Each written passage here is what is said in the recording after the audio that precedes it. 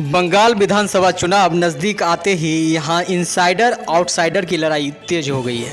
सत्ताधारी दल तृणमूल कांग्रेस अक्सर बीजेपी और इसके नेताओं पर बाहरी होने का आरोप लगाती रही है, लेकिन ममता को डर है कि उनका यह दांव उल्टा पड़ सकता है। दरअसल बीजेपी ममता के इसी हमले को गैर बंगाली वोटर्स पर हथियार की तरह इस्तेमाल कर रही है। इसे देखते हुए अब टीएमसी पहले से अधिक चौकन्ना हो गई है और गैर बंगाली वोटर्स की परिभाषा गढ़ने में सावधानी बरत रही है। टीएमसी के वरिष्ठ नेताओं का कहना है कि वो जानते हैं कि बीजेपी गैर बंगालियों का इस्तेमाल करके अपने पक्ष में नैरेटिव सेट करने का प्रयास कर रही है।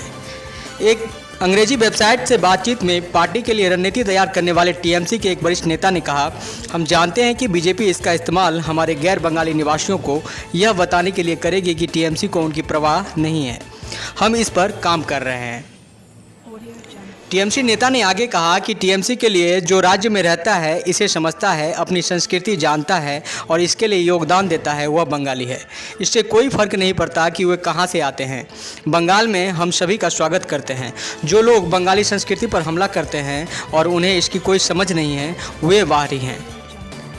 इससे पहले 2 दिसंबर को बंगाल बीजेपी के अध्यक्ष दिलीप घोष ने कहा था कि जो लोग दूसरे राज्यों से आए हैं, उन्होंने बंगाल के विकास में अहम किरदार निभाया है। उन्होंने टीएमसी पर लोगों को बांटने की राजनीति का सहारा लेने और राज्य के कल्याण के लिए काम करने वाले लोगों को आउटसाइडर्स का टैग लगाने का आरोप लगाया था।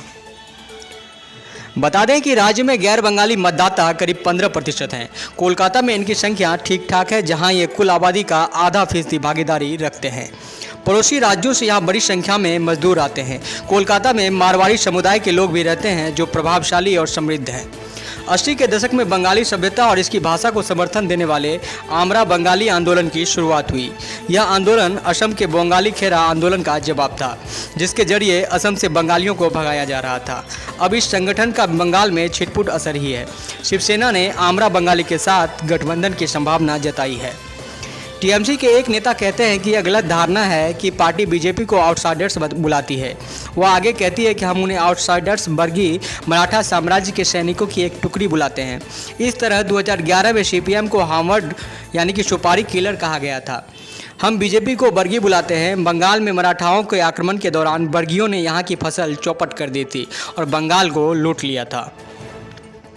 टीएमसी नेता ने कहा कि पार्टी को अपने गैर बंगालियों पर गर्व है, इसलिए बंगाल हमेशा से एक मिनी इंडिया है। बंगाल और गैर बंगाली हमेशा एक दूसरे के लिए खड़े रहते हैं, बिल्कुल भाई बहन की तरह। महानगर मीडिया न्यूज़ के लिए कोलकाता से आकाश राय।